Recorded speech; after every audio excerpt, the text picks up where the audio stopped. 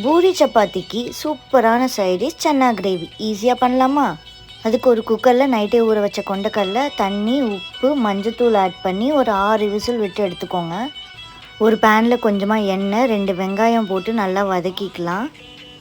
நல்லா வதக்கினோடனே கொஞ்சம் இஞ்சி, 4 பல்லு பூண்டு, 2 ஸ்பூன் மிளகாய்த்தூள், 2 ஸ்பூன் மல்லித்தூள், 1/2 ஸ்பூன் ஜீரகத்தூள், 1/2 ஸ்பூன் கரம் மசாலா, 1/2 ஸ்பூன் மஞ்சத்தூள் ஆட் பண்ணி நல்லா வதக்கிக்கலாம். 7-8 முந்திரி பருப்பு கொஞ்சமாக தண்ணி ஊற்றி வதக்கிக்கலாம். நல்லா வதங்கினோடனே 2 தக்காளி ஆட் பண்ணி திரும்ப வதக்கிக்கலாம். வேக வச்ச சன்னாவை கொஞ்சம் எடுத்து மசிச்சு ஆட் பண்ணிக்கலாம். ஆற விட்டு மிக்ஸி ஜாரில் மாற்றிட்டு அரைச்சி எடுத்துக்கலாம். அதே பேனில் கொஞ்சம் பட்டர், ஸ்பைசஸ் ஆட் பண்ணி வதக்கிக்கலாம்.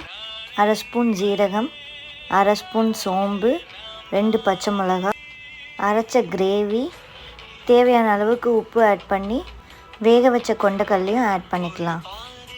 கொதி வரும்போது எலுமிச்சை சாறும் கொத்தமல்லியும் ஆட் பண்ணால் சன்னா கிரேவி ரெடி.